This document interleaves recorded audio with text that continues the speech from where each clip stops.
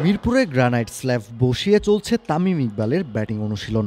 অভিনব অনুশীলনে থ্রোয়ারের বাউন্সারে তামিম খেলেছেন পুল শট, অফ স্ট্যাম্পের বাইরের বলগুলো কাট করেছেন অথবা পাঞ্চ করে গ্যাপে খেলার চেষ্টা করেছেন। তামিমের এমন বাউন্সারের বিপক্ষে অনুশীলনে ব্যস্ত হওয়ার পেছনে কি কোনো কারণ আছে? দেশের বাইরে তো কোথাও খেলতে যাচ্ছেন না তিনি, তাহলে কেন তামিমের এমন বিশেষ প্রস্তুতি? অভিজ্ঞ তামিম এখানেই অন্যদের চেয়ে ব্যতিক্রম। অনুশীলনে নজর রাখেন সব খুঁটিনাটি ব্যাপারে, নিজেকে প্রস্তুত করেন সেভাবেই।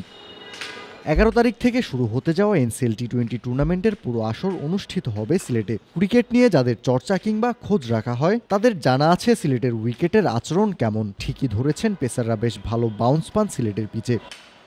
তাই ঢাকায় অনুশীলন করলেও তামিম প্রস্তুত হচ্ছেন হিসেব নিকেশ করেই। এছাড়াও তামিমের আরও একটা লক্ষ্য আছে। এনসিএল টি-20 দিয়ে তিনি মূলত বিপিএলের জন্য প্রস্তুত হবেন। তামিমের আসল পরীক্ষাটা অপেক্ষা করবে সেখানেই। সেই পরীক্ষায় উতরে যেতে তামিমের এমন প্রস্তুতি সত্যিকার অর্থেই প্রশংসার দাবিদার। একজন ক্রিকেটারের তো এমনই হওয়া উচিত, যিনি কিনা হিসেব নিকেশ করে আগে থেকেই আঁচ করতে পারেন সম্ভাব্য কী ঘটতে যাচ্ছে এবং সে অনুযায়ী নিজেকে তৈরি করা। আর তামিমের লক্ষ্যটাও বিপিএলকে ঘিরেই। নিশ্চিন্তে খান স্বাস্থ্যকর অল টাইম পান, অল টাইম হেলদি লাইফ।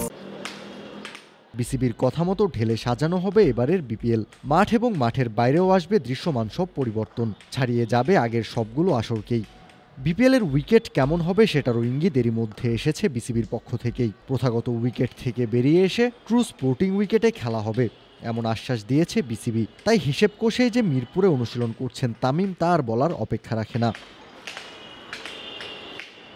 আসছে বিপিএল দিয়ে ক্রিকেটে ফিরবেন, তবে এরও আগে নিজেকে বাজিয়ে দেখতে চান তিনি। খেলবেন এনসিএল টি-20তে। 30 ডিসেম্বর শুরু হবে বিপিএল, আর বিপিএলের আগে 11 ডিসেম্বর শুরু হবে এনসিএল টি-20 আসর। কাউসার শান্ত, ক্রিক ফ্রেঞ্জি।